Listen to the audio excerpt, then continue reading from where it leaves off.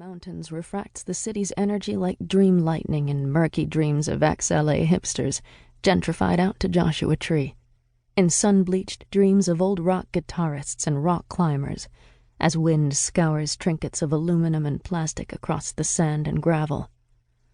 Out there, across the sand and gravel of his artist's compound, Noah Purifoy's human-scale monuments broadcast South Central passion to the cholla, the creosote, and the stars. Out there, young Black and Latino families from the Marine base shop at the Yucca Valley Walmart. Out there, errant music recorded in L.A. wafts like lost heat waves. Those lyrics, those phrases and rhythms re-emerge inscribed in these sentences, in these chapters. The revolution will not be televised, recalls Tropic of Orange on page 187.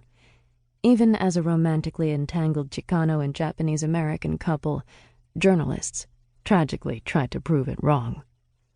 If L.A. is that recombinant hybrid of the culture's imagination and the civilization's final history, of its weird and frequently terrible desires taken to their ultimate logical ends, freeways and car culture, cults and crazies, a police state hidden behind sunglasses and suntans.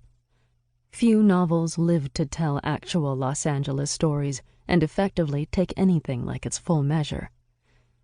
Tropic of Orange takes that apocalyptic tale on with surrealist nerve and futurist verve. Karen Yamashita looks on what the civilization wrought on this place, unafraid. She doesn't turn away.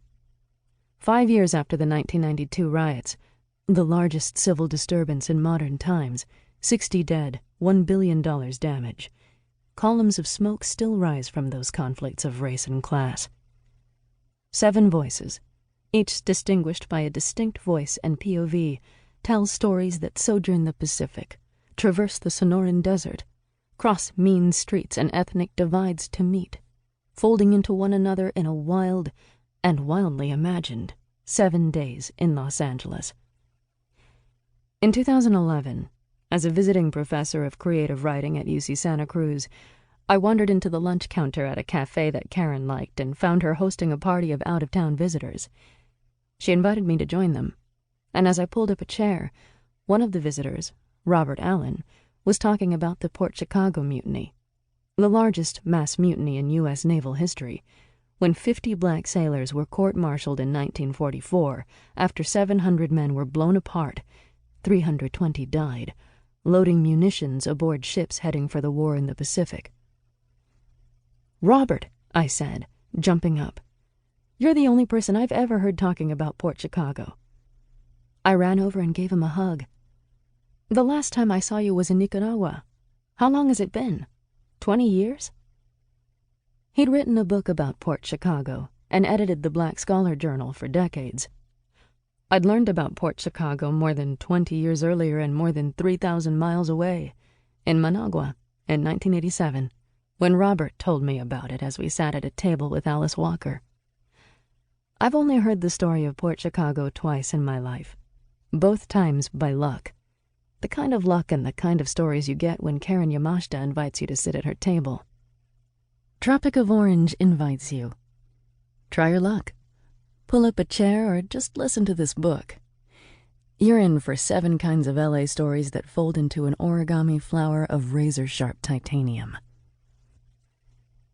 A city named after sacred but imaginary beings. In a state named after a paradise that was the figment of a woman's dream.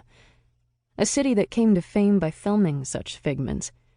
A city existing now on sufferance from the ever-hotter desert and the ever-rising sea, and that feels every day, to so many of us, like a mirage as it waits for its great quake. Its suffering is real enough, God knows, but its beauty is the beauty of letting things go. Letting go of where you came from, letting go of old lessons, letting go of what you want for what you are, or what you are for what you want. Letting go of so much.